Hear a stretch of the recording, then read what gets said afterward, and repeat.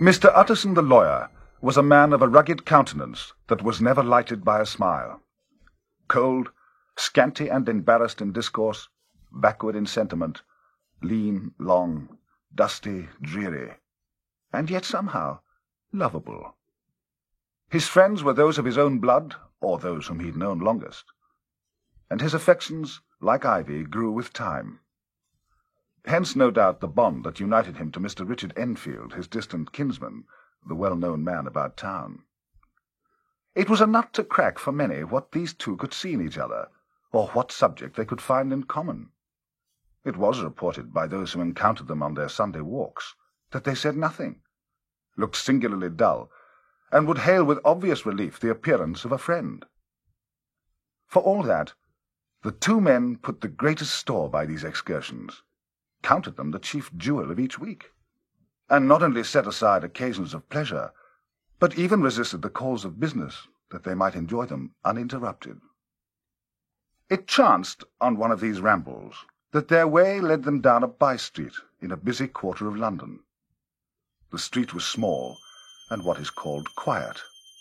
On one corner, the street was broken by the entry of a court, and just at that point, a certain sinister building thrust forward its gable on the street.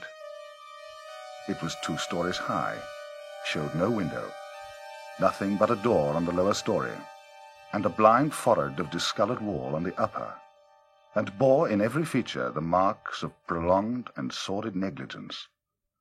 The door, which was equipped with neither bell nor knocker, was blistered and disdained. Mr. Enfield and the lawyer were on the other side of the street, but when they came abreast of the entry, the former lifted up his cane and pointed. "Did you ever notice that door?" he asked, and when his companion had replied in the affirmative, said, "It is connected in my mind with a very odd story." "Indeed," said Mr. Utterson. "And what was that?" "Well, it was this way," returned Mr. Enfield. "I was coming home from some place at the end of the world about 3 o'clock of a black winter morning, and my way lay through a part of town where there was literally nothing to be seen but lamps. All at once, I saw 2 figures. One, a little man who was stumping along eastward at a good walk, and the other, a girl of maybe 8 or 10, who was running as hard as she was able down a cross street. Well, sir, the 2 ran into one another naturally enough at the corner. And then came the horrible part of the thing. For the man trampled calmly over the child's body and left her screaming on the ground. Sounds nothing to hear, but it was hellish to see. It wasn't like a man. It was like some damned juggernaut. I shouted, took to my heels and collared the gentleman and brought him back to where there was already quite a group about the screaming child.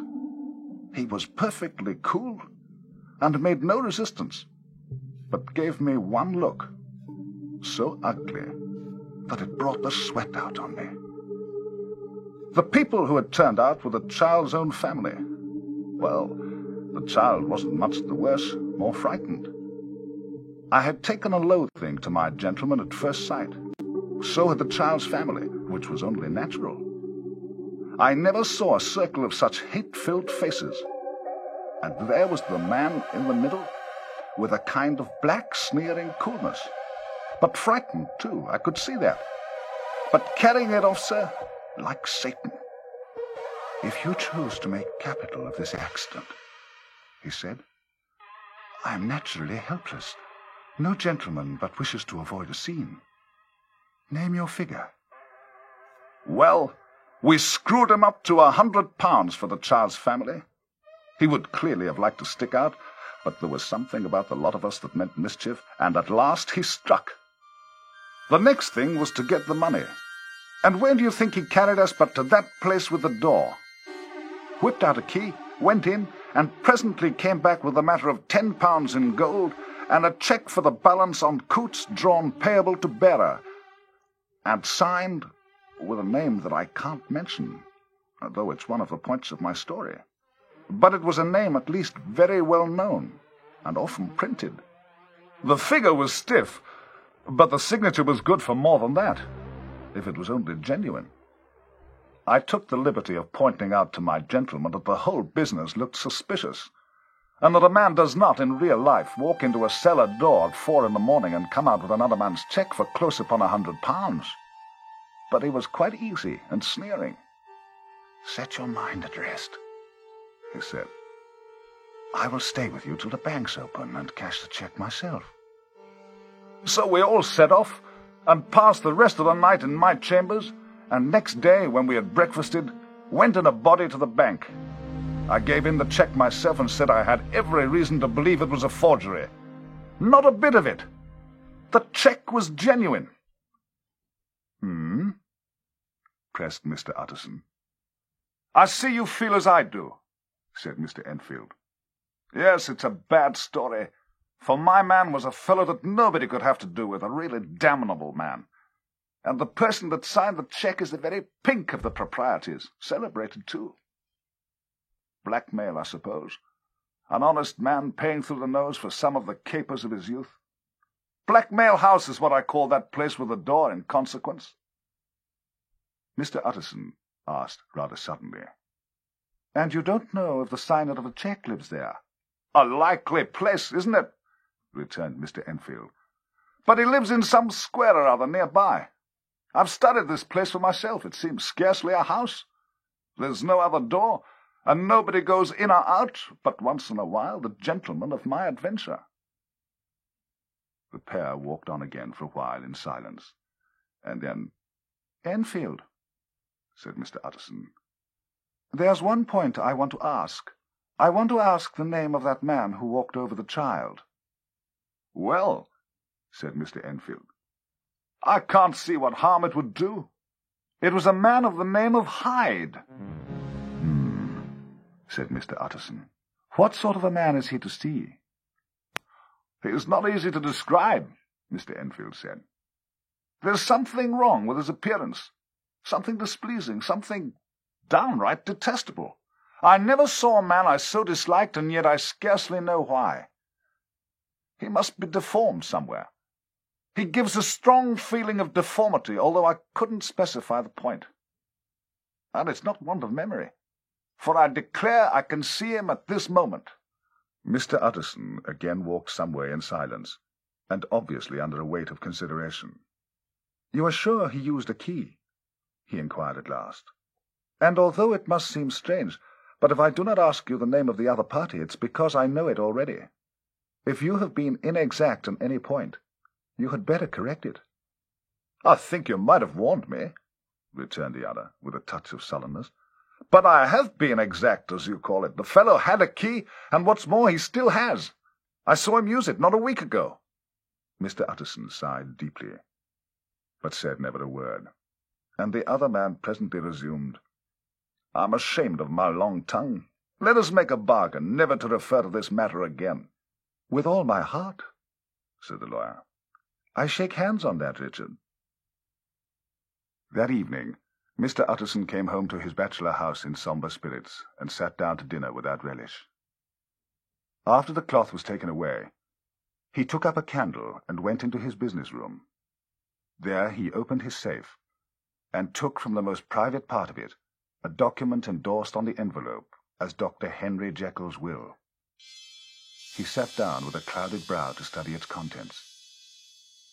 Mr. Utterson, though he took charge of it now that it was made, had refused to lend the least assistance in the making of it. The will provided not only that in the case of the decease of Henry Jekyll all his possessions were to pass into the hands of his friend and benefactor Edward Hyde, but that in the case of Dr. Jekyll's disappearance or unexplained absence for any period exceeding 3 calendar months, the said Edward Hyde should step into the said Henry Jekyll's shoes without further delay, and free from any burthen or obligation. This document had long been the lawyer's eyesore. It was his ignorance of Mr. Hyde that had previously swelled his indignation. Now, by a sudden turn, it was his knowledge. "I thought it was madness," he said to himself, as he replaced the obnoxious paper in the safe. "And now I begin to fear its disgrace." With that, he blew out his candle, put on a greatcoat, and set forth in the direction of Cavendish Square, that citadel of medicine, where his friend, the great Dr. Lanyon, had his house and received his patients. If anyone knows, it will be Lanyon, he thought. The solemn butler knew and welcomed him. He was subjected to no stage of delay, but ushered direct from the door to the dining-room, where Dr. Lanyon sat alone over his wine. This was a hearty, healthy, dapper, red-faced gentleman, with a shock of hair prematurely white, and a boisterous and decided manner. At sight of Mr. Utterson, he sprang up from his chair and welcomed him with both hands. After a rambling talk, the lawyer led up to the subject which so disagreeably preoccupied his mind. "I suppose, Lanyon," he said, "you and I must be the two oldest friends that Henry Jekyll has." "I wish the friends were younger," chuckled Dr. Lanyon. "But I suppose we are. And what of that? I see little of him now." "Indeed," said Utterson. "I thought you had a bond of common interest." "We had," was his reply. "But Henry Jekyll's become too fanciful for me. Such unscientific balderdash." "Did you ever come across a protege of his, one Hyde?" asked Utterson. "Hyde?" repeated Lanyon. "No, never heard of him." That was the amount of information that the lawyer carried back with him to his great, dark bed, on which he tossed to and fro until the small hours of the morning began to grow large. It was a night of little ease to his toiling mind, toiling in mere darkness and besieged by questions.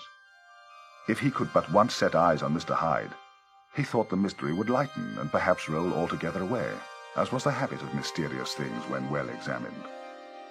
He might see a reason for his friend's strange preference or bondage, and even for the startling clauses of the will. And at least it would be a face worth seeing, the face of a man who was without mercy, a face which had but to show itself to raise up in the mind of the unimpressionable Enfield a spirit of enduring hatred. From that time forward, Mr. Utterson began to haunt the door in the by-street. In the morning before office hours, at noon when business was plentiful, and at night under the face of the fog city moon, and at hours of solitude or concourse, the lawyer was to be found at his chosen post. If he be Mr. Hyde, he had thought to himself, I shall be Mr. Seek. And at last his patience was rewarded.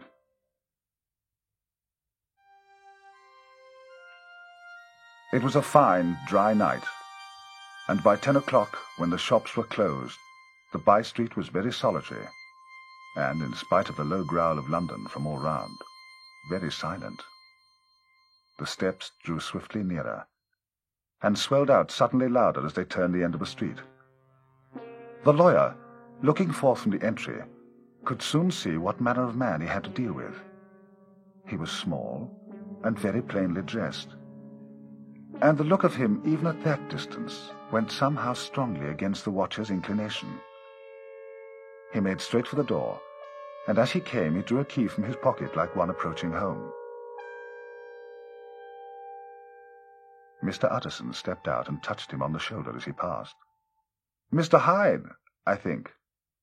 Mr. Hyde shrank back with a hissing intake of breath. But his fear was only momentary, and though he didn't look the lawyer in the face, he answered coolly enough, "That is my name. What do you want?" "I see you're going in," returned the lawyer. "I'm an old friend of Dr. Jekyll's, Mr. Utterson of Gaunt Street. You must have heard my name. And meeting you so conveniently, I thought you might admit me." "You will not find Dr. Jekyll. He is not at home," replied Mr. Hyde.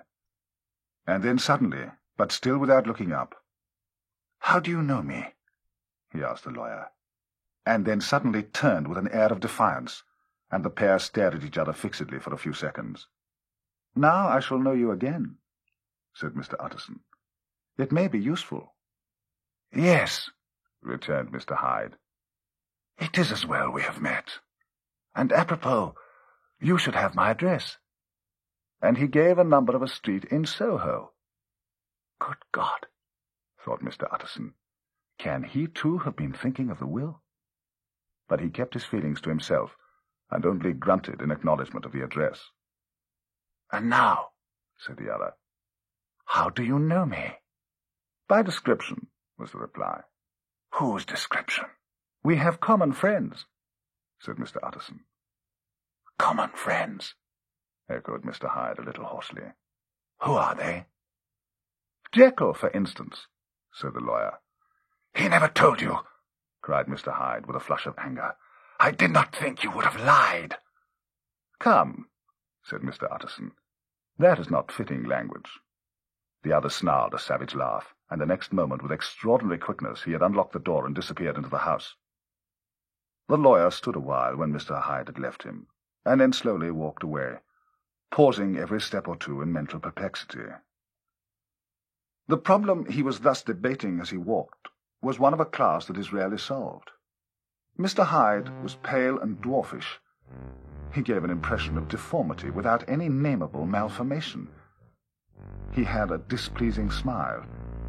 He had borne himself to the lawyer with a sort of murderous mixture of timidity and boldness, and he spoke with a husky, whispering, and somewhat broken voice.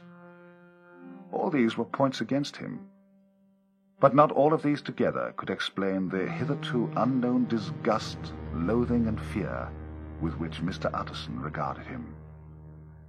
"There must be something else," thought the perplexed gentleman. "There's something more, if I could find a name for it. The man seems hardly human. My poor Harry Jekyll, if ever I read Satan's signature upon a face, it's on that of your new friend." Round the corner from the by-street there was a square of handsome houses. At one house Mr. Utterson stopped and knocked. A well-dressed servant opened the door. "Is Dr. Jekyll at home, Poole?" asked the lawyer. "I will see Mr. Utterson," said Poole, admitting the visitor into a large, low-roofed, comfortable hall. "Will you wait here by the fire, sir?" This hall, in which he was now left alone, was a pet fancy of his friend the doctor's, and Utterson himself was wont to speak of it as the pleasantest room in London. But tonight there was a shudder in his blood. The face of Hyde sat heavy on his memory. He felt a nausea and distaste of life, and in the gloom of his spirits he seemed to read a menace in the flickering of the firelight on the polished cabinets and the uneasy starting of the shadow on the roof. He was ashamed of his relief when Poole presently returned to announce that Dr. Jekyll had gone out. "I saw Mr. Hyde go in by the old dissecting-room door, Poole," he said. "Is that right, when Dr. Jekyll is not at home?" "Oh, quite right, Mr. Utterson, sir. Mr. Hyde has a key." "Your master seems to repose a great deal of trust in that young man, Poole." "Yes, sir, he do indeed. We all have orders to obey him." "I do not think I've ever met Mr. Hyde," said Utterson. "Oh, dear, no, sir. He never dines here," replied the butler. "Indeed, we see very little of him on this side of the house. He mostly comes and goes by the laboratory." "Well, good night, Poole." "Good night, Mr. Utterson." And the lawyer set out homeward with a very heavy heart. "Poor Harry Jekyll," he thought. "My mind misgives me he's in deep waters. He was wild when he was young, a long while ago to be sure, but it must be that, the ghost of some old sin, the cancer of some concealed disgrace. But this Mr. Hyde, if he were studied, must have secrets of his own, black secrets by the look of him, secrets compared to which poor Jekyll's would look like sunshine. Things cannot continue as they are, for if this Mr. Hyde suspects the existence of the will, he may grow impatient to inherit." Once more he saw before his mind's eye, as clear as a transparency, the strange clauses of the will.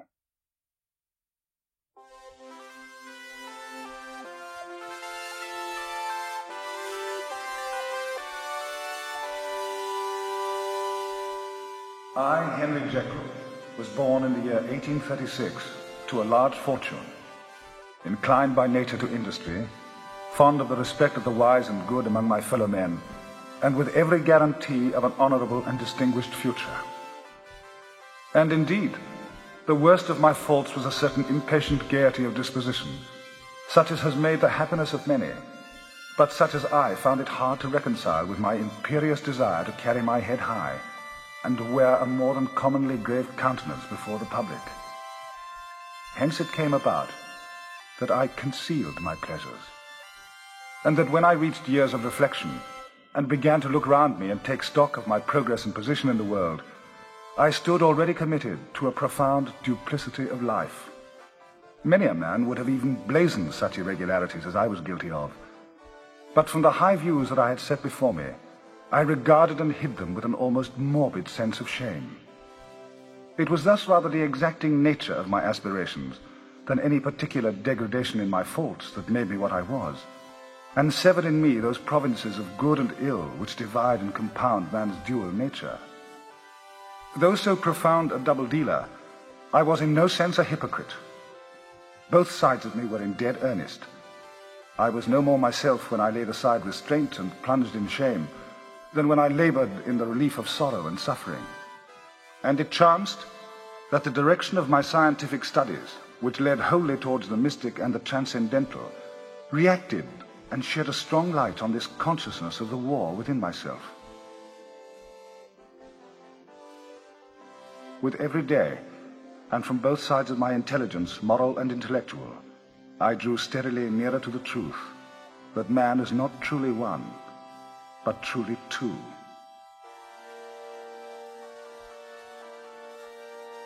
It was in my own person that I learned to recognize the thorough and primitive duality of man.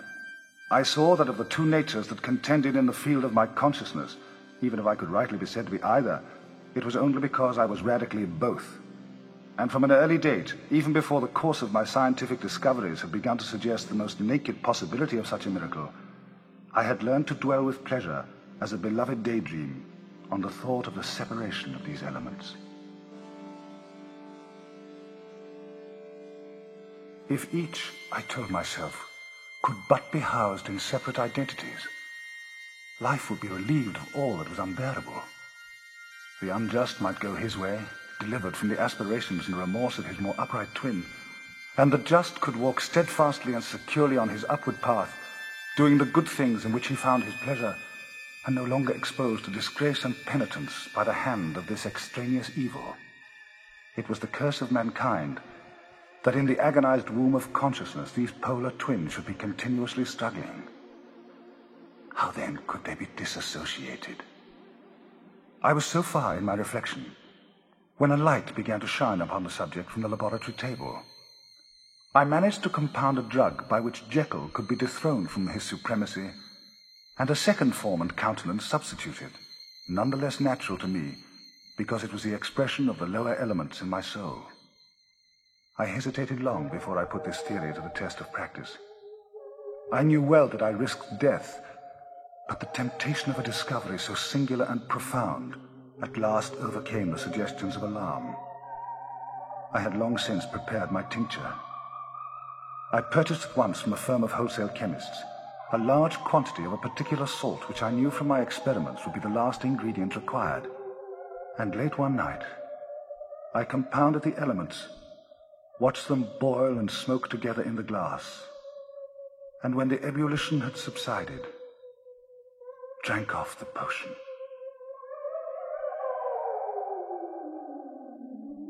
The most racking pain succeeded, a grinding in the bones, deadly nausea, and a horror of the spirit that cannot be exceeded at the hour of birth or death. Then these agonies began swiftly to subside, and I came to myself as if out of a great sickness. There was something strange in my sensations, something indescribably new, and from its very novelty, incredibly sweet.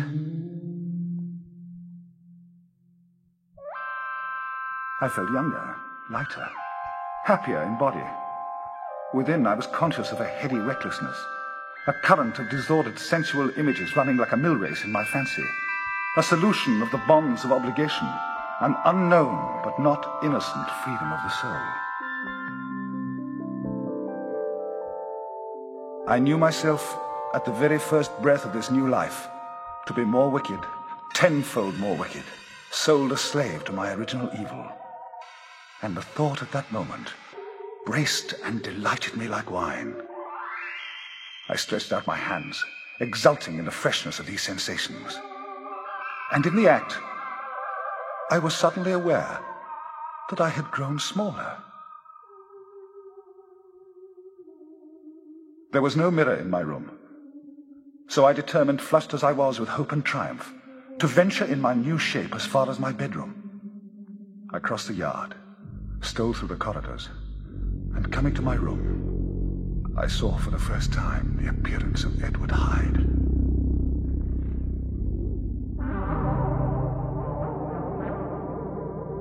I must here speak by theory alone, saying not that which I know, but that which I suppose to be the most probable. The evil side of my nature, to which I had now transferred, was less robust and less developed than the good which I had just deposed. Again, in the course of my life, which had been, after all, 9/10 a life of effort, virtue, and control, it had been much less exercised and much less exhausted. And hence, as I think, it came about that Edward Hyde was so much smaller and slighter and younger than Henry Jekyll. Even as good shone upon the countenance of the one, evil was written broadly and plainly on the face of the other. Evil, besides, had left on that body an imprint of deformity and decay. And yet, when I looked upon that ugly idol in the glass, I was conscious of no repugnance, rather a leap of welcome. This, too, was myself. It seemed natural and human. In my eyes, it bore a livelier image of a spirit. It seemed more express and single than the imperfect and divided countenance I had been hitherto accustomed to call mine. And I was doubtless right. I have observed that when I wore the semblance of Edward Hyde, none could come near to me at first without a visible misgiving of the flesh. This, as I take it, was because all human beings, as we meet them, are commingled out of good and evil. And Edward Hyde alone, in the ranks of mankind, was pure evil.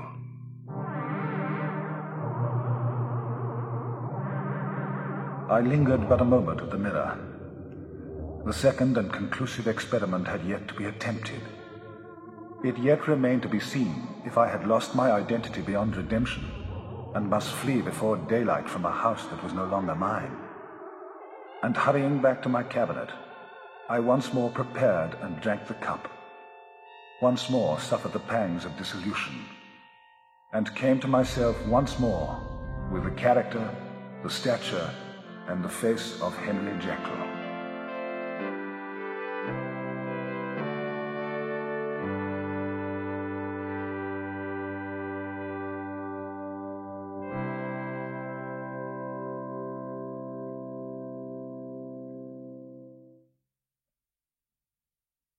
A fortnight later, by excellent good fortune, Dr. Jekyll gave one of his pleasant dinners to some 5 or 6 old friends, all intelligent, reputable men, and all judges of a good wine.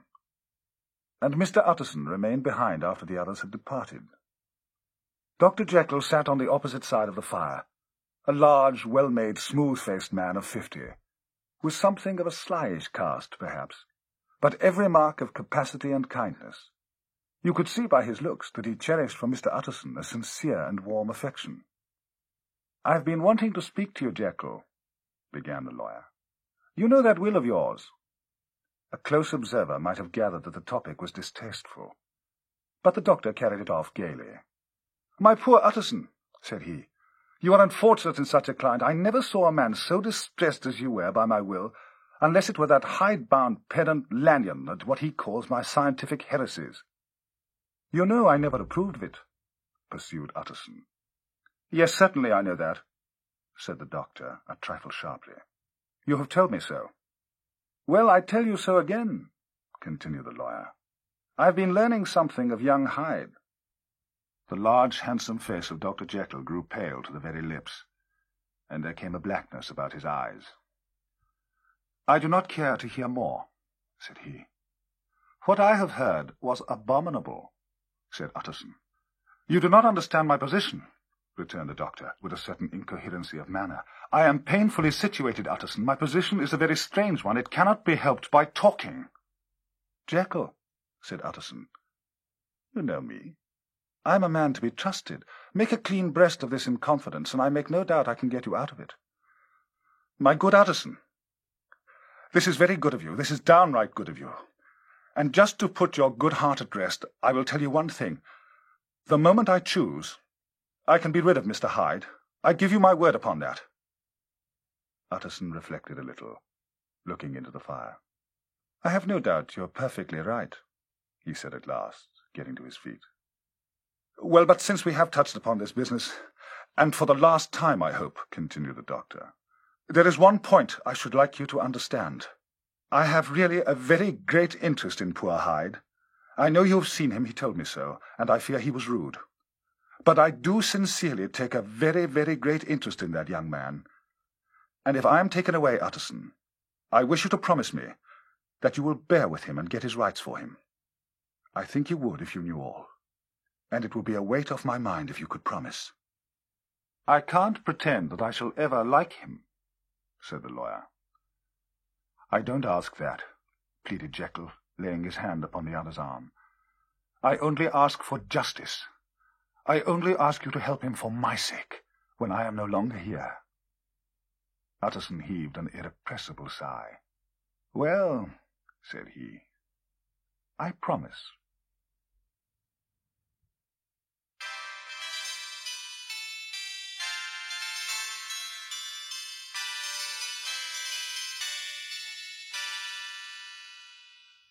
I had come to the fatal crossroads. I had not yet conquered my aversion to the dryness of a life of study. I would still be merrily disposed at times, and my pleasures were, to say the least, undignified. It was on this side that my new power tempted me until I fell in slavery.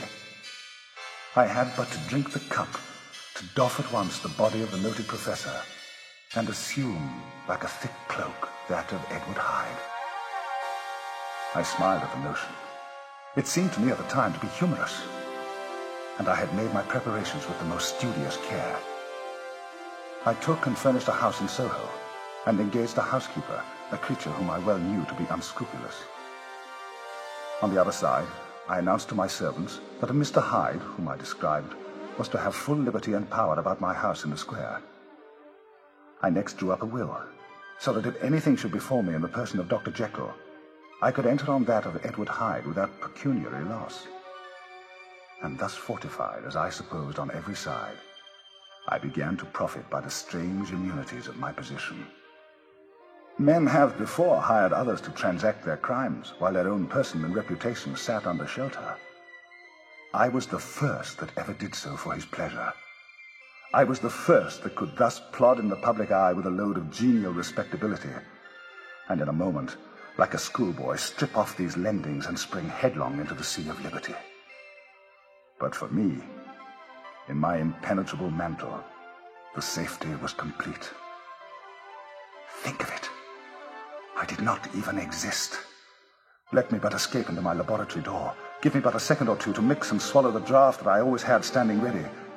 And whatever he had done, Edward Hyde would pass away like a stain of breath upon a mirror. And there in his stead, quietly at home, trimming the midnight lamp in his study, would be a man who could afford to laugh at suspicion. Henry Jekyll.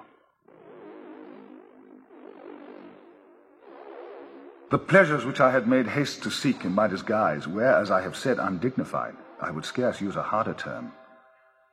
But in the hands of Edward Hyde, they soon began to turn towards the monstrous, drinking pleasure with bestial avidity from any degree of torture to another, relentless like a man of stone.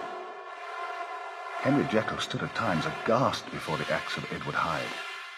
But the situation was apart from ordinary laws, and relaxed the grasp of conscience. It was Hyde, after all, and Hyde alone that was guilty. Jekyll was no worse. He woke again to his good qualities, seemingly unimpaired. He would even make haste where it were possible to undo the evil done by Hyde. And thus his conscience slumbered.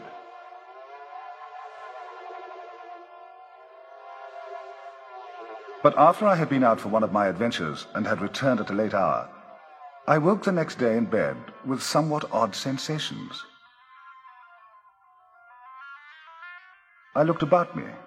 I saw the decent furniture and tall proportions of my room in the square, recognized the pattern of the bed curtains and the design of the mahogany frame, but something still kept insisting that I was not where I was, that I had not wakened where I seemed to be, but in the little room in Soho where I was accustomed to sleep in the body of Edward Hyde. I smiled to myself, dropping back into a comfortable doze. I was still so engaged when, in one of my more wakeful moments, my eyes fell upon my hand. Now, the hand of Henry Jekyll was professional in shape and size. It was large, firm, white, and comely. But the hand which I now saw clearly enough in the yellow light of a mid-London morning was lean, corded, knuckly, of a dusky pallor, and thickly shaded with a swart growth of hair. It was the hand of Edward Hyde.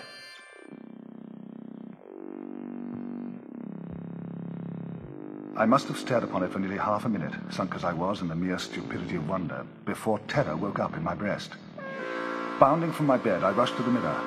At the sight that met my eyes, my blood was changed into something exquisitely thin and icy. Yes, I had gone to bed Henry Jekyll. I had awakened Edward Hyde.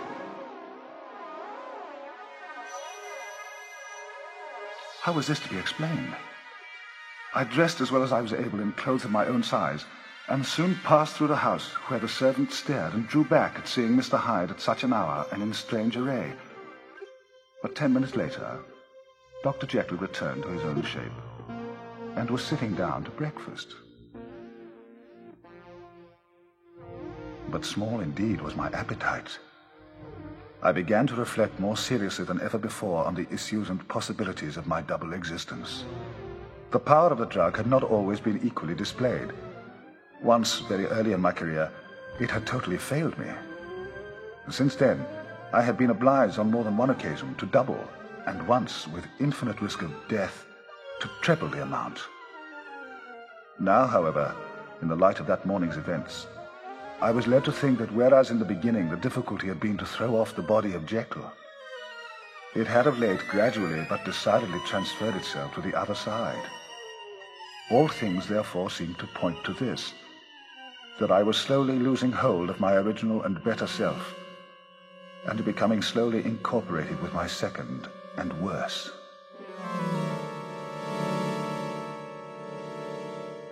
Between these two, I now felt I had to choose. To cast in my lot with Jekyll was to sacrifice those appetites in which I had long secretly indulged and had of late begun to pamper. To cast it in with Hyde was to sacrifice 1,000 interests and aspirations, and to become at a blow and forever despised and friendless. I preferred the elderly doctor, surrounded by friends and cherishing honest hopes, and bade a resolute farewell to the liberty, comparative youth, and light step, leaping pulses and secret pleasures that I had enjoyed in the disguise of Hyde. I made this choice, perhaps with some unconscious reservation, for I neither gave up the house in Soho, nor destroyed the clothes of Edward Hyde which still lay ready in my cabinet. For 2 months I was true to my determination, but time began at last to obliterate the freshness of my alarm. I began to be tortured with throes and longings, as of Hyde struggling after freedom. And at last, in an hour of moral weakness, I once again compounded and swallowed the transforming draught.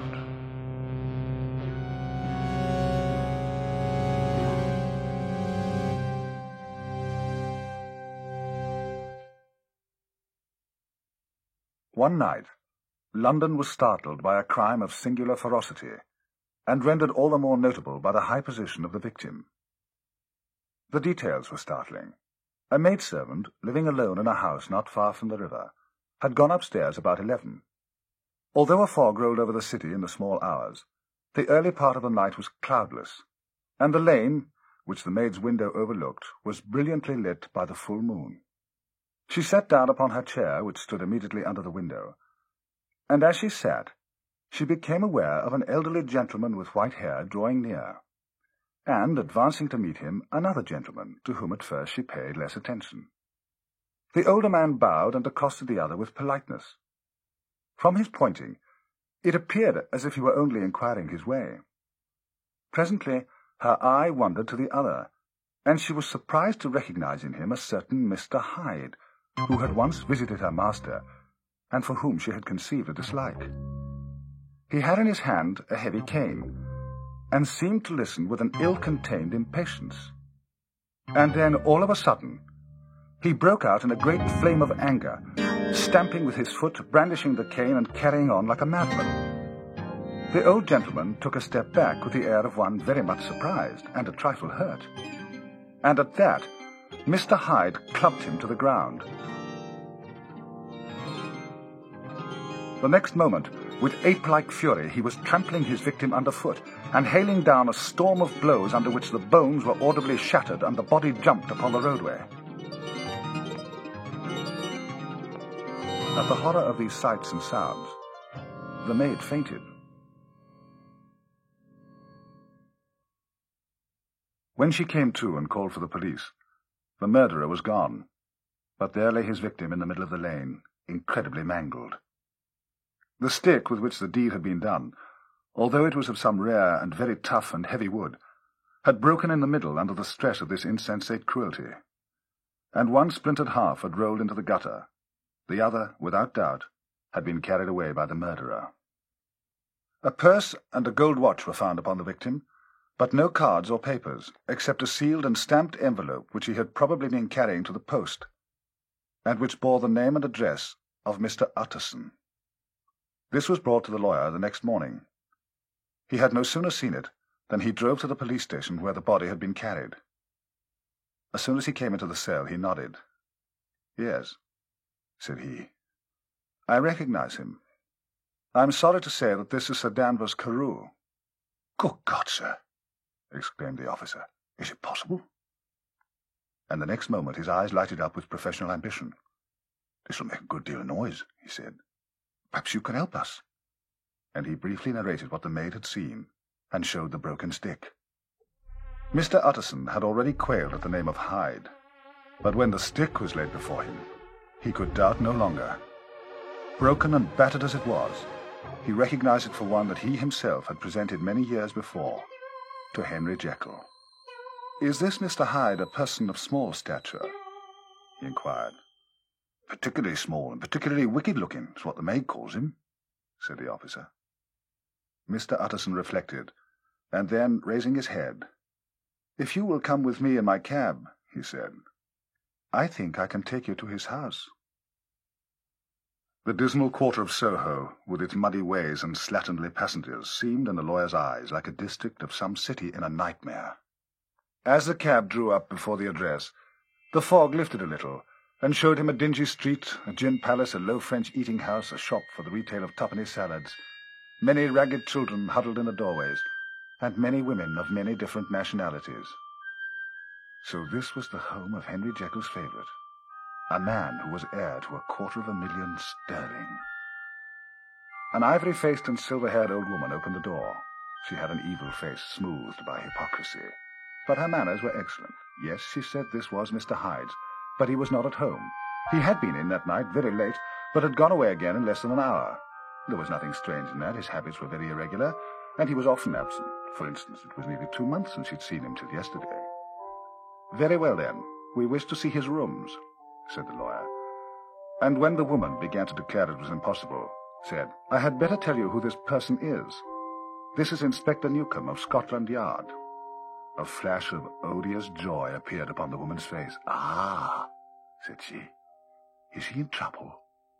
What's he done?" Mr. Utterson and the inspector exchanged glances.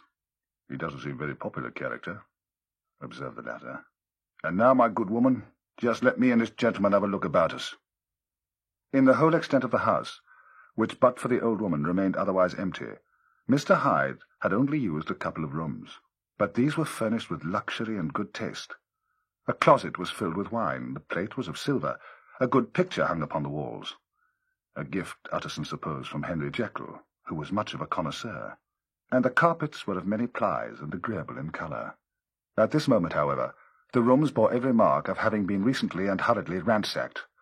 Clothes lay about the floor, with their pockets inside out, drawers stood open, and on the hearth there lay a pile of grey ashes, as though many papers had been burned. From these embers The inspector disinterred the butt of a green cheque-book which had resisted the action of the fire. The other half of the stick was found behind the door, and as this clinched his suspicions, the officer declared himself delighted. A visit to the bank, where several £1,000s were found to be lying to the murderer's credit, completed his gratification. "You may depend upon it, sir," he told Mr. Utterson. "I have him in my hand. He must have lost his head, or he'd never have left the stick, or, above all, burnt a cheque-book. Why, I'm on his life to the man. We've nothing to do but wait for him at the bank and get out the handbills." This last, however, was not so easy an accomplishment, for Mr. Hyde had never been photographed, and the few who could describe him differed widely. Only on one point were they agreed, and that was the haunting sense of unexpressed deformity with which the fugitive impressed his beholders.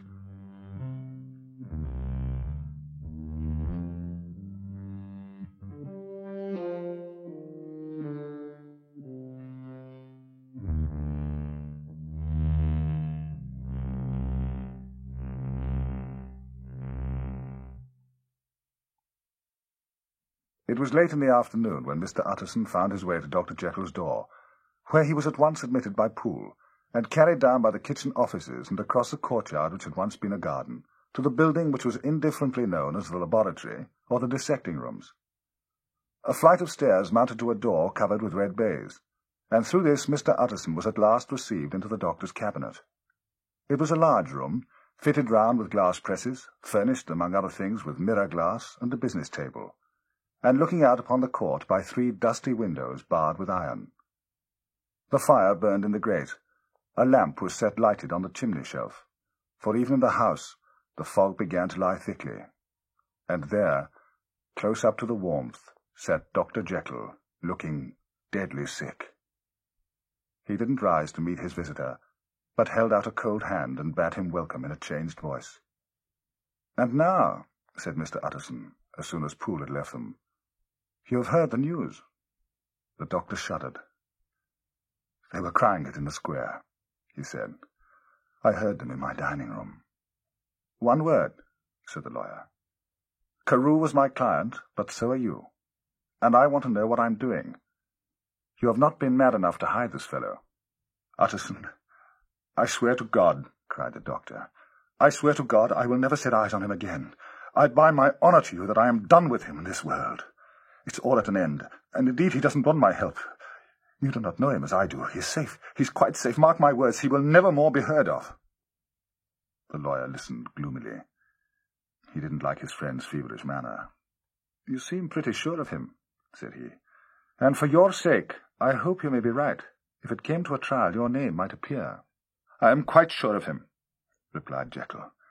"I have grounds for certainty that I cannot share with anyone. But there is one thing on which you may advise me. I have received a letter, and I am at a loss whether I should show it to the police. I should like to leave it in your hands, Utterson. You would judge wisely, I'm sure. I have so great a trust in you." "You fear, I suppose, that it might lead to his detection?" asked the lawyer. "No," said the other. "I cannot say that I care what becomes of Hyde. I'm quite done with him." Utterson ruminated a while. "Well," said he, at last, "let me see the letter." The letter was written in an odd, upright hand, and signed Edward Hyde, and it signified, briefly enough, that the writer's benefactor, Dr. Jekyll, whom he had so long so unworthily repaid for 1,000 generosities, need labour under no alarm for his safety, as he had a means of escape on which he placed a sure dependence. "Have you the envelope?" Utterson asked. "I burnt it," replied Jekyll, "before I thought what I was about, but it bore no postmark. The note was handed in." "Shall I keep this and sleep upon it?" Utterson asked. "I wish you to judge for me entirely," was the reply. "I have lost confidence in myself." "Well, I shall consider," returned the lawyer. "And now one word more. Was it Hyde who dictated the terms of your will about that disappearance?" The doctor seemed seized with a qualm of faintness. He shut his mouth tight and nodded. "I knew it," said Utterson. "He meant to murder you. You have had a fine escape." "I have had what is far more to the purpose," returned the doctor solemnly. "I have had a lesson. Oh God, Utterson, what a lesson I have had!" And he covered his face for a moment with his hands. On his way out, The lawyer stopped and had a word with Poole. "By the by," said he, "there was a letter handed in today. What was the messenger like?" But Poole was positive. Nothing had come except by post. This news sent off the visitor with his fears renewed. Plainly the letter had come by the laboratory door. The newsboys, as he went, were crying themselves hoarse along the footways. "Special edition! Shocking murder of an MP!" That was the funeral oration of one friend and client, and he couldn't help a certain apprehension lest the good name of another should be sucked down in the eddy of the scandal. It was, at least, a ticklish decision that he had to make, and, self-reliant as he was by habit, he began to cherish a longing for advice. It was not to be had directly, but perhaps, he thought, it might be fished for. Later, he sat on one side of his own hearth with Mr. Guest, his head clerk. "This is a sad business about Sir Danvers," said the lawyer. "Yes, sir, indeed. It has elicited a great deal of public feeling," returned Guest. "The man Hyde, of course, was mad." "I should like very much to hear your views on that," replied Utterson. "I have a document here in his handwriting. It's between ourselves, for I scarce know what to do about it. It's an ugly business at best. But there it is, quite in your way. A murderer's autograph." Guest's eyes brightened, and he sat down at once and studied it with passion. "No, sir," he said. "Not mad, but it is an odd hand." "And by all accounts a very odd writer," added the lawyer. Just then a servant entered with a note for Mr. Utterson. "Is that from Dr. Jekyll, sir?" inquired the clerk. "I thought I knew the writing. Anything private, Mr. Utterson?" "Only an invitation to dinner. Why? Do you want to see it?" "One moment, I thank you, sir." And the clerk laid the 2 sheets of paper alongside and sedulously compared their contents. There was a pause, during which Mr. Utterson struggled with himself.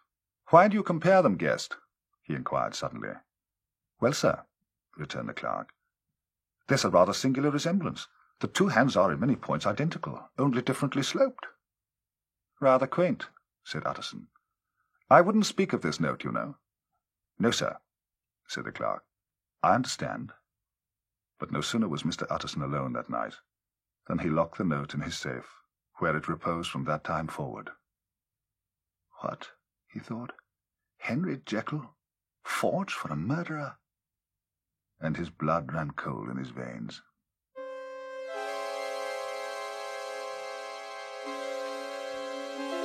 My devil had long been caged, and he came out roaring. I was conscious, even when I took the draught, of a more unbridled and a more furious propensity to ill. I declare no man morally sane could have been guilty of that crime, and that I struck in no more reasonable spirit than that in which a sick child may break a plaything. Instantly the spirit of hell awoke in me and raged. With a transport of glee I mauled the unresisting body, tasting delight from every blow. And it was not till weariness had begun to succeed that I was suddenly, in the top fit of my delirium, struck through the heart by a cold thrill of terror.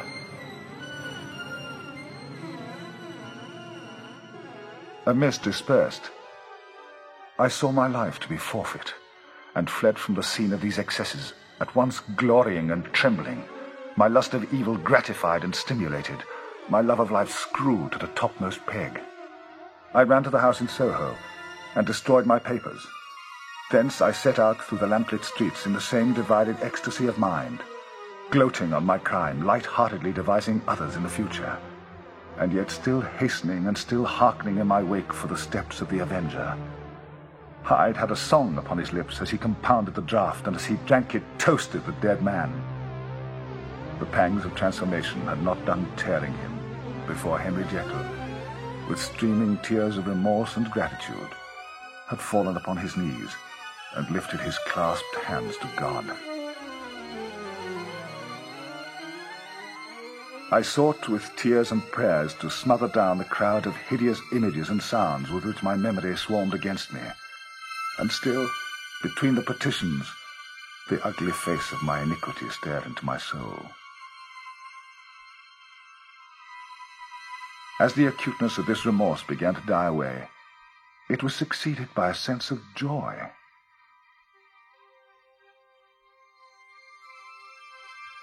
The problem of my conduct was solved.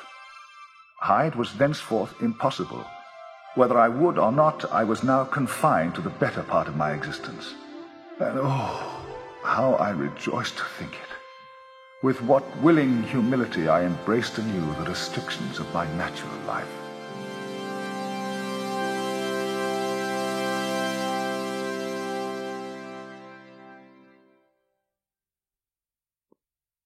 Time ran on. Thousands of pounds were offered in reward, but Mr. Hyde had disappeared as though he had never existed. Much of his past was unearthed, indeed, and all disreputable. Tales came out of the man's cruelty, at once so callous and violent, of his vile life, of his strange associates, of the hatred that seems to have surrounded his career, but of his present whereabouts, not a whisper. From the time he had left the house in Soho on the morning of the murder, he was simply blotted out. And gradually, as time drew on, Mr. Utterson began to recover from his alarm. The death of Sir Danvers was, to his way of thinking, more than paid for by the disappearance of Mr. Hyde. Now that the evil influence had been withdrawn, a new life began for Dr. Jekyll. He came out of his seclusion, renewed relations with his friends, and became once more their familiar guest and entertainer. On the 8th of January, Utterson had dined at the doctor's with a small party. Lanyon had been there, and the face of the host had looked from one to the other as in the old days when the trio were inseparable friends. On the 12th, and again on the 14th, the door was shut against the lawyer. "The doctor is confined to the house," Poole said, "and sees no one." On the 15th he tried again, and was again refused. On the 16th he went himself to Dr. Lanyon's. There at least he was not denied admittance. But when he came in, he was shocked at the change which had taken place in the doctor's appearance. He had his death warrant written legibly upon his face. The rosy man had grown pale, his flesh had fallen away, he was visibly balder and older. And yet it was not so much these tokens of swift physical decay that arrested the lawyer's notice, as a look in the eye and quality of manner that seemed to testify to some deep-seated terror of the mind. It was unlikely that the doctor should fear death, and yet that was what Utterson was tempted to suspect. Yes, he thought, he is a doctor. He must know his own state, and that his days are counted, and the knowledge is more than he can bear. And yet when Utterson remarked on his ill looks, it was with the air of great firmness that Lanyon declared himself a doomed man. "I have had a shock," he said, "and I shall never recover. It's a question of weeks. Well, life has been pleasant. I liked it. Yes, sir. I used to like it. I sometimes think if we knew all, we should be more glad to get away." "Jekyll is ill, too," observed Utterson. "Have you seen him?"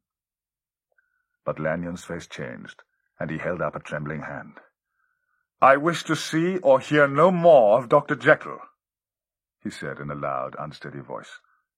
"I am quite done with that person, and I beg you will spare me any allusion to one whom I regard as dead." "Tut, tut," said Mr. Utterson.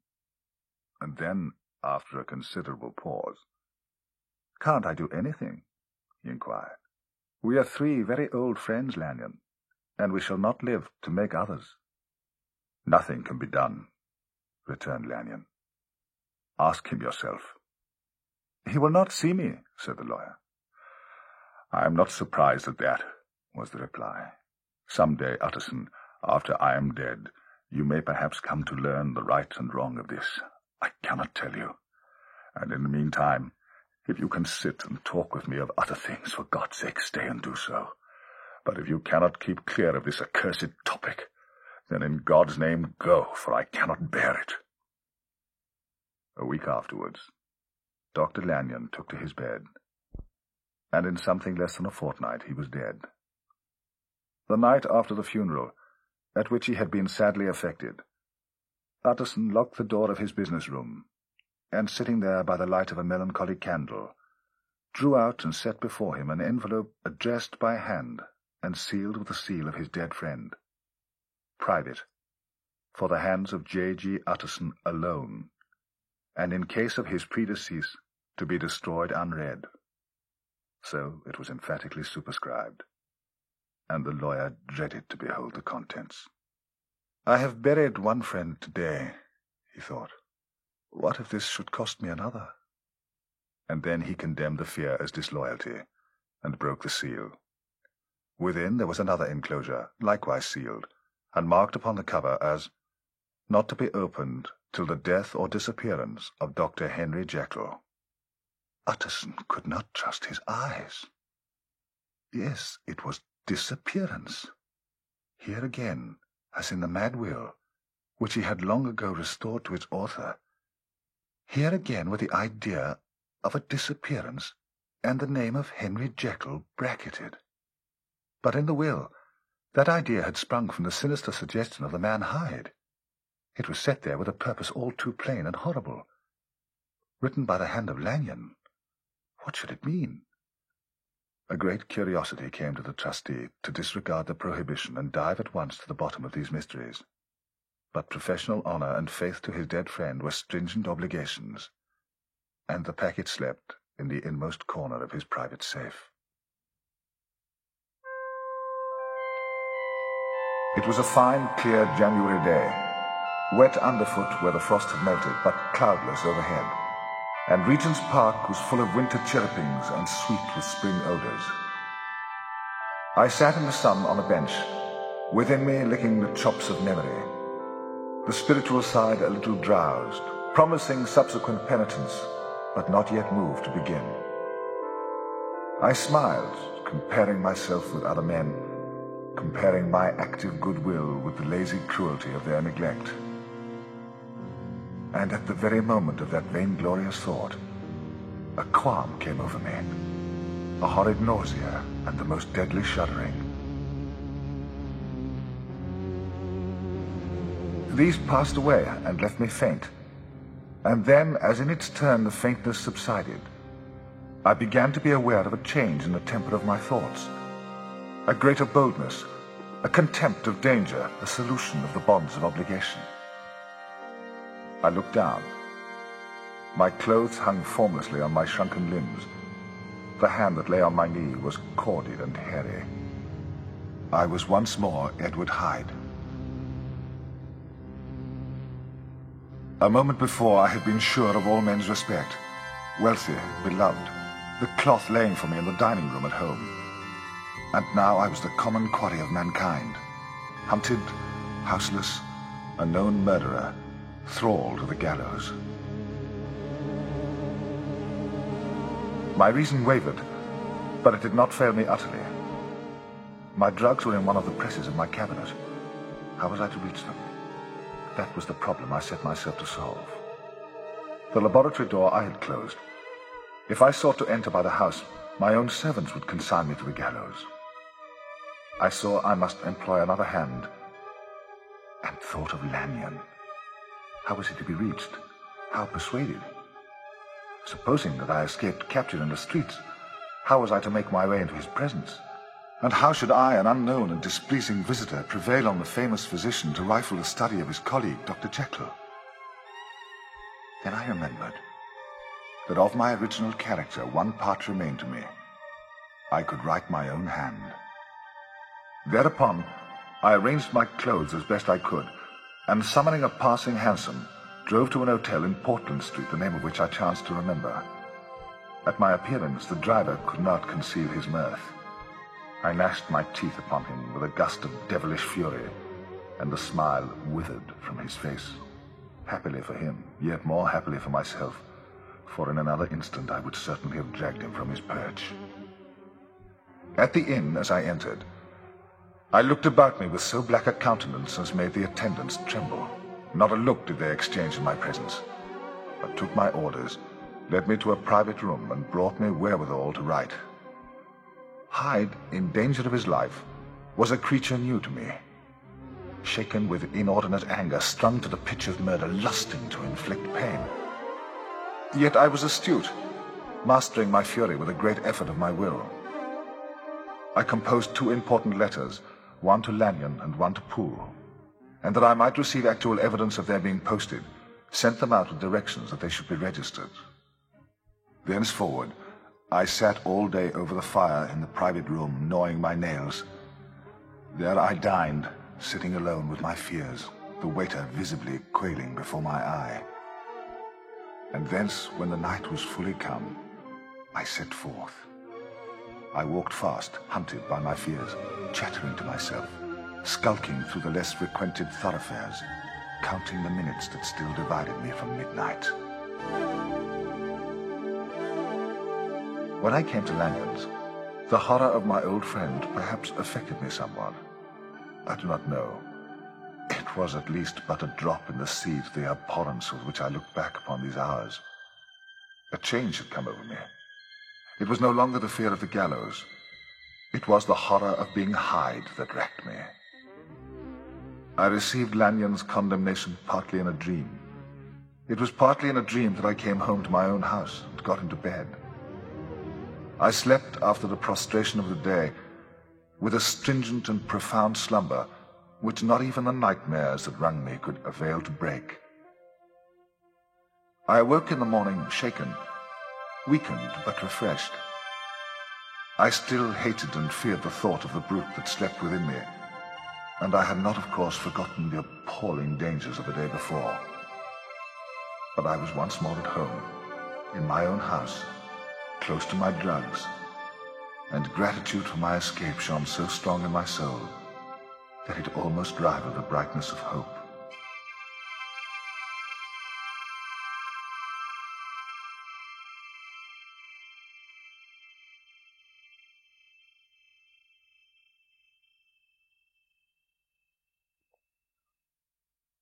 Mr. Utterson was sitting by his fireside one evening after dinner, when he was surprised to receive a visit from Poole. "Bless me, Poole! What brings you here?" he cried. And then, taking a second look at him, "What ails you? Is Dr. Jekyll ill?" "Mr. Utterson, there is something wrong." "Take a seat, and here's a glass of wine for you. Now take your time, and tell me plainly what you want." "You know the doctor's ways, sir," replied Poole, "and how he shuts himself up. Well, he's shut up again in the cabinet, and I don't like it, sir. Mr. Utterson, sir, I'm afraid." "Now, my good man," said the lawyer, "be explicit. What are you afraid of?" "I've been afraid for about a week, and I can bear it no more." "Come," said the lawyer. "I see you have some good reason, Poole. I see there's something seriously amiss. Try to tell me what it is." "I think there's been foul play," said Poole hoarsely. "Foul play!" cried the lawyer, a good deal frightened. "What foul play?" "I daren't say, sir, but will you come along with me and see for yourself?" Mr. Utterson's only answer was to rise and get his hat and greatcoat. The house, when they entered it, was brightly lit up. The fire was built high, and about the hearth all the servants, men and women, stood huddled together like a flock of sheep. At the sight of Mr. Utterson, the housemaid broke into hysterical whimperings, and the cook cried out, "Bless God! It's Mr. Utterson!" "Why are you all here?"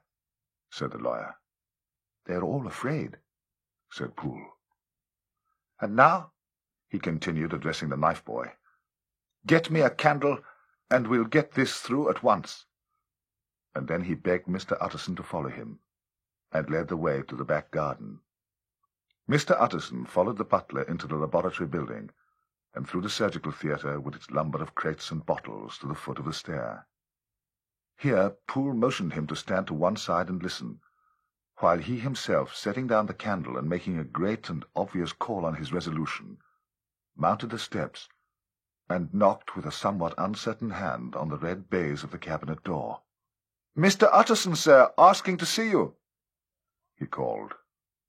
A voice answered from within, "Tell him I cannot see anyone." "Thank you, sir," said Poole, with a note of something like triumph in his voice, and taking up his candle he led Mr. Utterson back across the yard and into the great kitchen. "Sir," he said, looking Mr. Utterson in the eyes, "was that my master's voice?" "It seems changed," replied the lawyer, very pale. "Yes, I think so," said the butler. Have I been 20 years in this man's house to be deceived about his voice? No, sir. Master's made away with. He was made away with 8 days ago, when we heard him cry out upon the name of God. And who's in there instead of him? And why does it stay? This is a very strange tale, Poole, said Mr. Utterson. Suppose it were as you suppose. Supposing Dr. Jekyll to have been, well, murdered. What could induce the murderer to stay? That won't hold water. It doesn't commend itself to reason. Mr. Utterson, you are a hard man to satisfy, but I'll do it yet, said Poole. All this last week, him or it, or whatever it is that lives in that cabinet, has been crying night and day for some sort of medicine, and cannot get it to his mind. It was sometimes his way, the master's, that is, to write his orders on a sheet of paper and throw it on the stair. We've had nothing else this week back. Nothing but papers, and a closed door, and the very meals left there to be smuggled in when nobody was looking. Well, sir, every day there have been orders and complaints, and I have been sent flying to all the wholesale chemists in town. Every time I brought the stuff back, there would be another paper telling me to return it because it wasn't pure, and another order to a different firm. This drug is wanted bad, sir, whatever for. Have you any of these papers? Asked Mr. Utterson. Poole felt in his pocket and handed out a crumpled note which the lawyer carefully examined. It ran thus: Dr. Jekyll presents his compliments to Messrs. Moore. He assures them that their last sample is impure and quite useless for his present purpose. In the year 1883, Dr. Jekyll purchased a somewhat large quantity from Messrs. Moore. He now begs them to search with the most sedulous care, and should any of the same quality be left, to forward it to him at once. Expense is no consideration. The importance of this to Dr. Jekyll can hardly be exaggerated. So far the letter had run composedly enough. But here, with a sudden splutter of the pen, the writer's emotion had broken loose. For God's sake, he had added, find me some of the old. This is a strange note, said Mr. Utterson, and then sharply, how do you come to have it open? The man at Moore's was angry, sir. He threw it back at me, returned Poole. This is unquestionably the doctor's hand, is it not? Said the lawyer. I thought it looked like it, said the servant rather sulkily, and then with another voice, but what matters is I've seen him. Seen him? Repeated Mr. Utterson. Well, said Poole, it was this way. I came suddenly into the theatre from the garden. It seems he had slipped out to look for this drug or whatever it is, for the cabinet door was open, and there he was at the far end of the room, digging among the crates. He looked up when I came in and gave a kind of cry, and whipped upstairs into the cabinet. Sir, if that was my master, why had he a mask upon his face? If it was my master, why did he cry out like a rat and run from me? I have served him long enough, and then— He paused. These are all very strange circumstances, said Mr. Utterson. But I begin to see daylight. Your master is plainly seized with one of those maladies that both torture and deform the sufferer. Hence, for aught I know, the alteration of his voice. Hence the mask, and his avoidance of his friends. Hence his eagerness to find this drug, by means of which the poor soul might retain some hope of ultimate recovery. There is my explanation. Sir, said the butler, turning to a sort of mottled pallor, that thing was not my master, and that's the truth. My master— And here he looked around him and began to whisper. My master is a tall, fine build of a man, and this was more of a dwarf. No, sir, that thing in the mask was never Dr. Jekyll, and it is the belief of my heart that there was murder done. Poole, if you say that, it will become my duty to make certain. Much as I desire to spare your master's feelings, much as I am puzzled about this note, which seems to prove him to be still alive, I shall consider it my duty to break in that door. Ah, Mr. Utterson, that's talking, cried the butler. There is an axe in the theatre, and you might take the kitchen poker for yourself.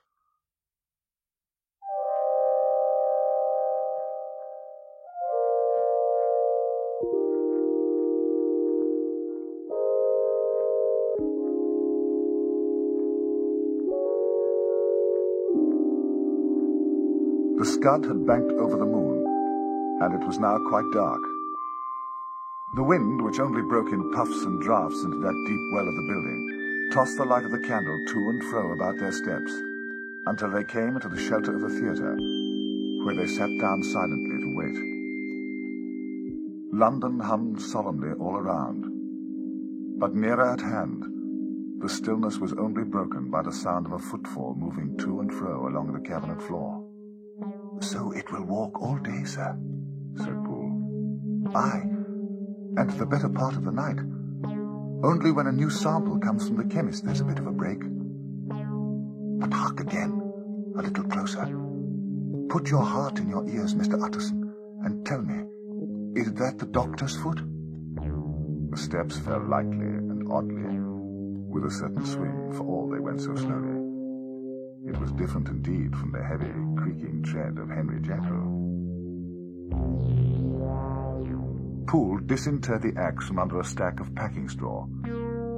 The candle was set upon the nearest table to light them to the attack, and they drew near with bated breath to where that patient foot was still going up and down in the quiet of the night.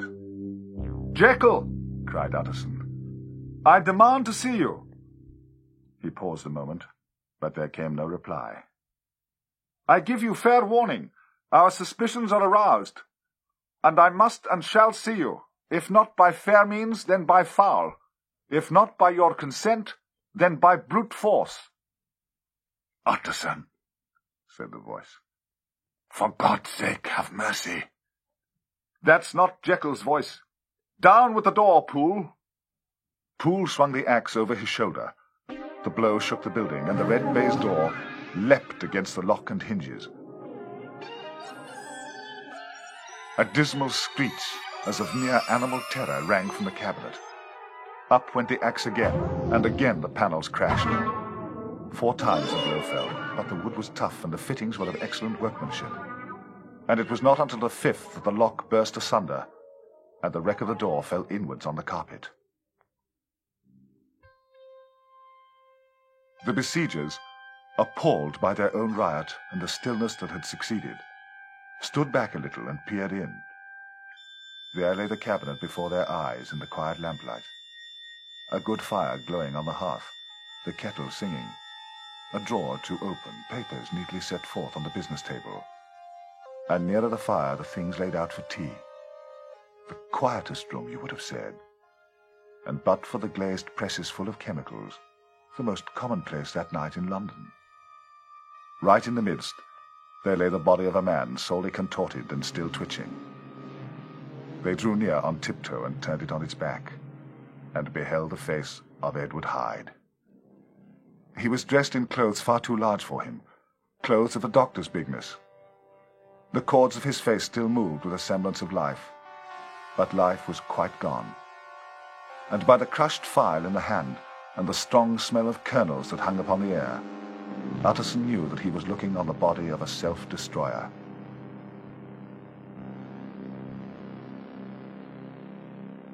"We have come too late," he said sternly.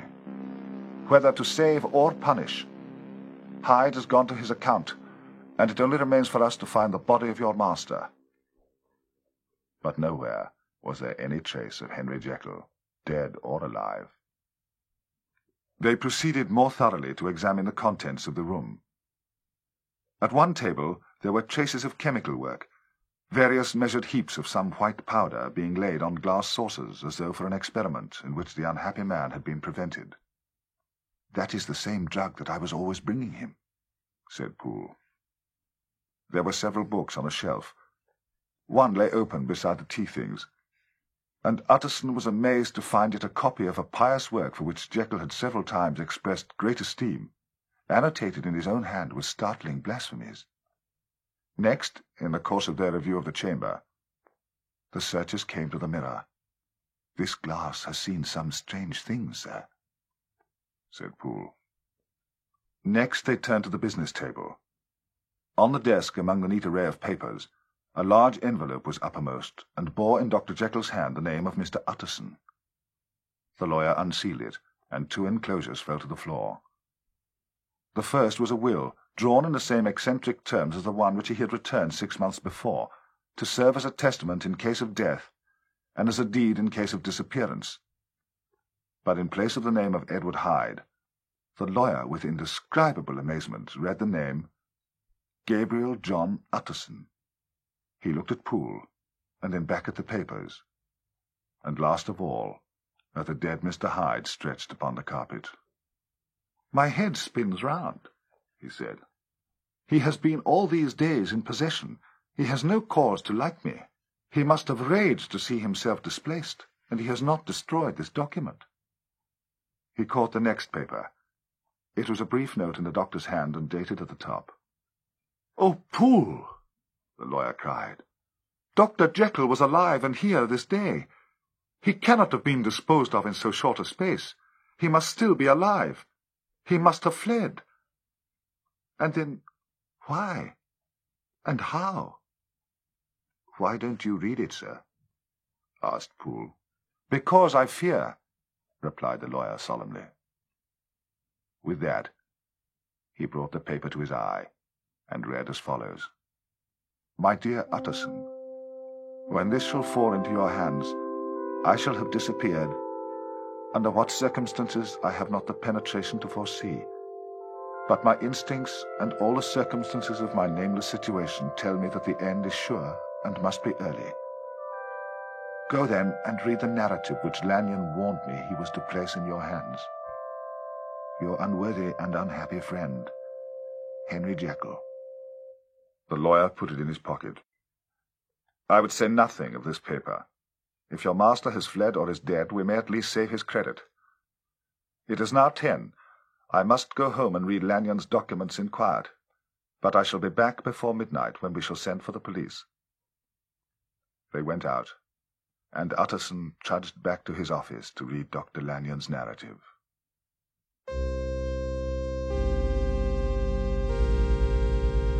Dr. Lanyon's narrative. On the 9th of January, now 4 days ago, I received by the evening delivery a registered envelope addressed in the hand of my colleague and old school companion, Henry Jekyll. I was a good deal surprised by this, for we were by no means in the habit of correspondence. The contents increased my wonder, for this is how the letter ran. "Dear Lanyon, you are one of my oldest friends, and although we may have differed at times on scientific questions, I cannot remember, at least on my side, any break in our affection. Lanyon, my life, my honor, my reason are all at your mercy. If you fail me tonight, I am lost. I want you to postpone all other engagements for tonight, and to take a cab and with this letter in your hand to drive straight to my house. Poole, my butler, has his orders.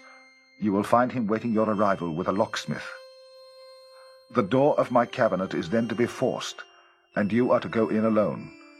To open the glazed press, letter E, on the left hand, breaking the lock if it be shut, and to draw out with all its contents as they stand the 4th drawer from the top, or, which is the same thing, the 3rd from the bottom.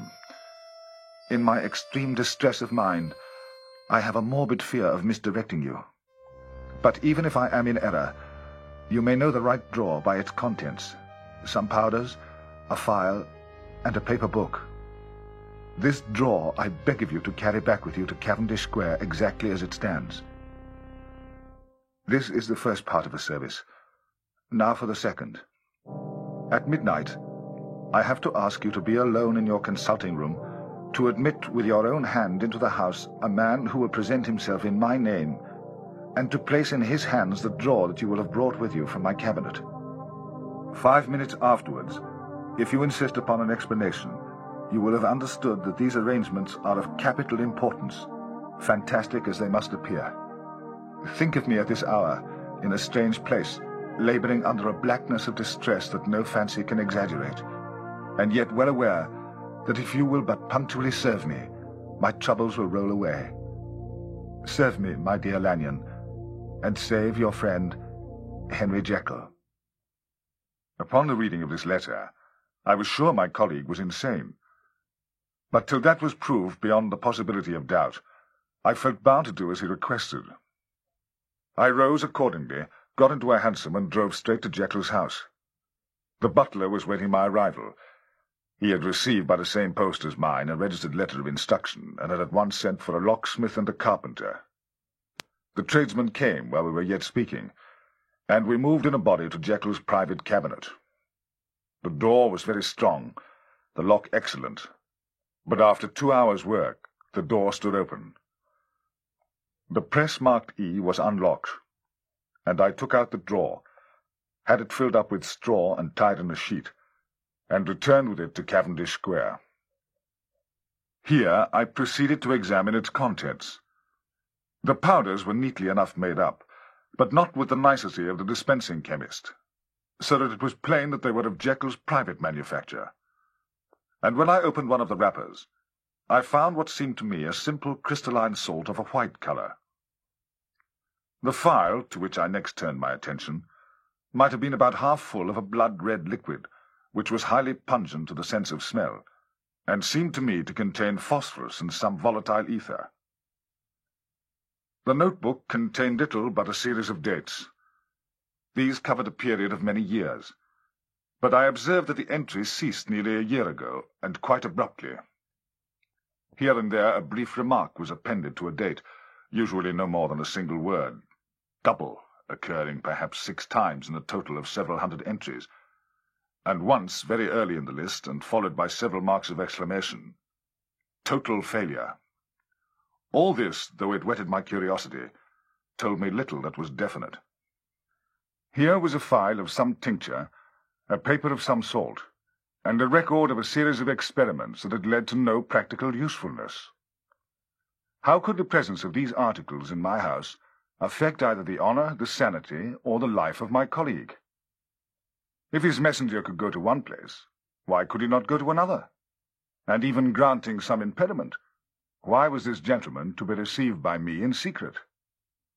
12 o'clock had scarce rung out over London, ere the knocker sounded very gently on the door.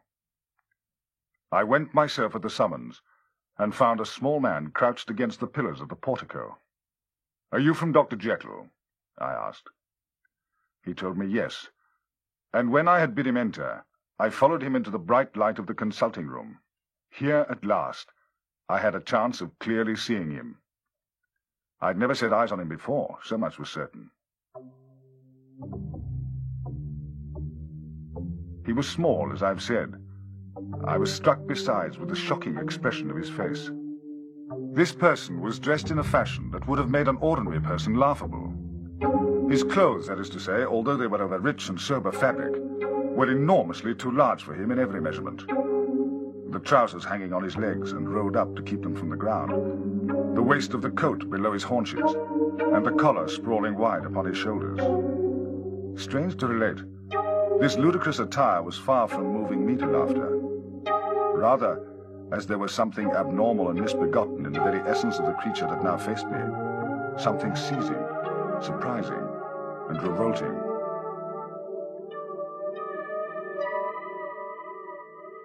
"Have you got it?" he cried. "Have you got it?" And so lively was his impatience that he even laid his hand upon my arm and sought to shake me. I backed away, conscious at his touch of a certain icy pang along my blood. "Come, sir," I said, "you forget that I have not yet had the pleasure of your acquaintance." "I beg your pardon, Dr. Lanyon," he replied civilly enough. "What you say is very well founded, and my impatience has shown its heels to my politeness. I came here at the insistence of your colleague, Dr. Henry Jekyll, on a piece of business of some moment, and I understand—" He paused and put his hand to his throat, and I could see that he was wrestling against the approaches of hysteria. "I understand a draw—" But here I took pity on my visitor's suspense, and some perhaps on my own growing curiosity. "There it is, sir," said I, pointing to the drawer where it lay on the floor behind a table and still covered with a sheet. He sprang to it, and then paused. I could hear his teeth grate with the convulsive action of his jaws, and his face was so ghastly to see that I grew alarmed both for his life and reason. "Compose yourself," I said. He turned a dreadful smile to me, and plucked away the sheet. At the sight of the contents he uttered one loud sob of such immense relief that I was petrified. And the next moment, in a voice that was already fairly well under control. "Have you a graduated glass?" With something of an effort, I gave him what he asked. He measured out a few minims of the red tincture and added one of the powders. The mixture, which was at first of a reddish hue, began in proportion as the crystals melted to brighten in color, to effervesce audibly, and to throw off small fumes of vapor. Suddenly, and at the same moment, the ebullition ceased, and the compound changed to dark purple, which faded again more slowly to a watery green. My visitor, who had watched with a keen eye, smiled, set down the glass upon the table, and then turned and looked upon me with an air of scrutiny. "And now," said he, "to settle what remains. Will you be wise? Will you be guided? Will you suffer me to take this glass in my hand and go forth from your house without further parley? Or has the greed of curiosity too much command of you? Think before you answer, for it shall be done as you decide. As you decide, you shall be left as you were before, and neither richer nor wiser, unless the sense of service rendered to a man in mortal distress may be counted as a kind of riches of a soul. Or, if you shall so prefer to choose, a new province of knowledge and new avenues to fame and power shall be laid open to you here in this room upon the instant, and your sight shall be blasted by a prodigy to stagger the unbelief of Satan." "Sir," said I, affecting a coolness that I was far from truly possessing, "I have gone too far in the way of inexplicable services to pause before I see the end." "It is well," replied my visitor. "Lanyon, you remember your vows. What follows is under the seal of your profession. And now, you, who have so long been bound to the most narrow and material views, you who have denied the virtue of transcendental medicine, you who have derided your superiors, behold." He put the glass to his lips and drank at one gulp. A cry followed. He reeled, staggered, clutched at the table and held on, staring with injected eyes, gasping with open mouth. And as I looked, there came, I thought, a change. He seemed to swell. His face became suddenly black, and the features seemed to melt and alter. And the next moment, I had sprung to my feet and leaped back against the wall, my arm raised to shield me from that prodigy, my mind submerged in terror. "Oh, God! Oh, God! Oh, God!" There before my eyes, pale and shaken, and half fainting and groping before him with his hands like a man restored from death, there stood Henry Jekyll.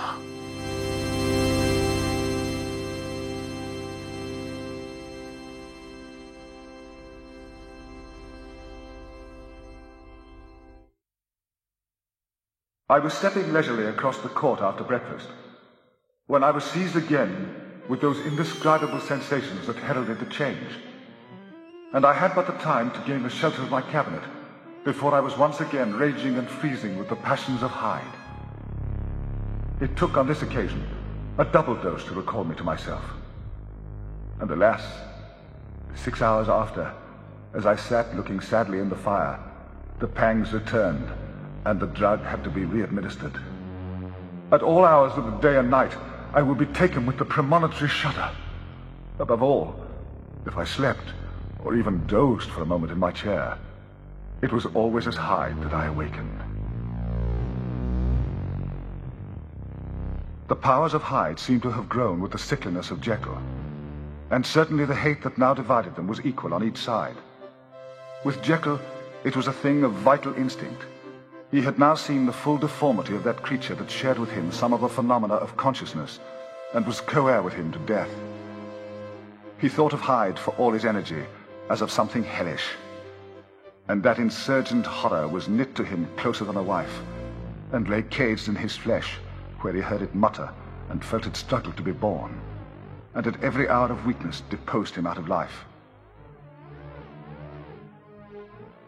the hatred of Hyde for Jekyll was of a different order. His terror of the gallows drove him continually to commit temporary suicide and return to his subordinate station of a part instead of a person. But he loathed the necessity. He loathed the despondency into which Jekyll was now fallen, and he resented the dislike with which he was himself regarded.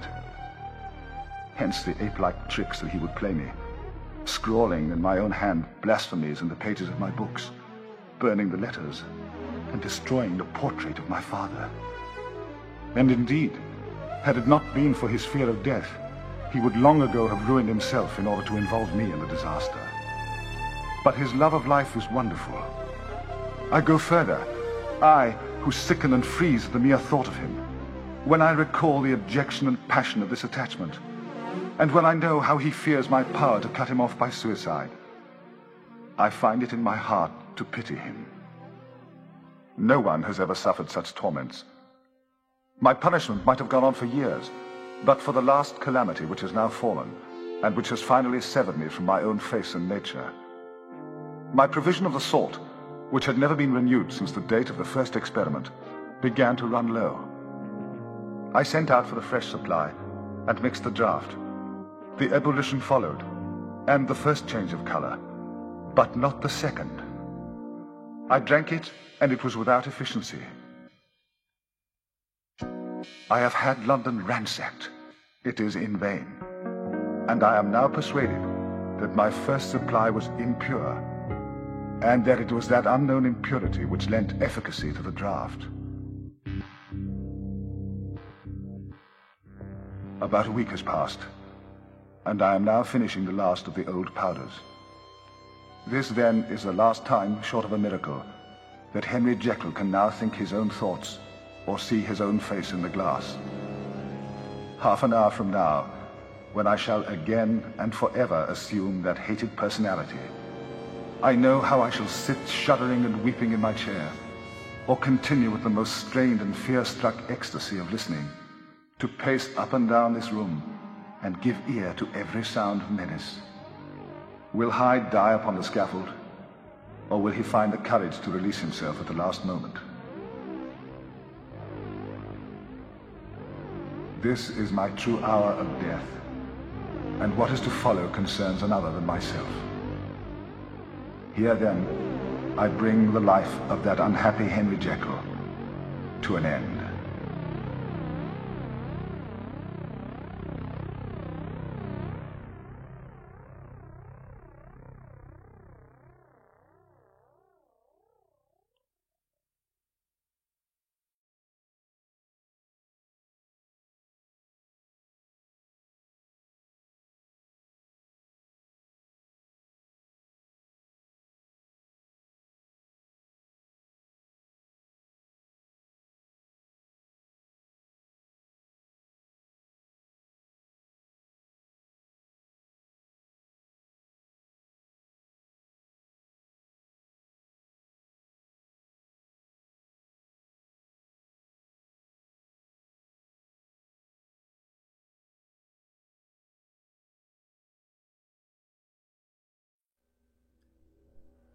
Masters, mistresses, the Doctor requires materials in order to maintain the TARDIS and ensure continued functionality. He similarly requires carbon-based comestibles to sustain his own biological functions and existence. Master would never say this, but he requires aid beyond that supplied by this unit in order to acquire these. To aid the Doctor in his various tasks and creations, this can be most effectively achieved via Patreon or Substack subscriptions, or through donations directly to PayPal. Or if you desire physical goods in return for your contributions, written accounts of my travels with the Doctor are also available on Amazon. Links are in the description below. Thank you, masters, mistresses.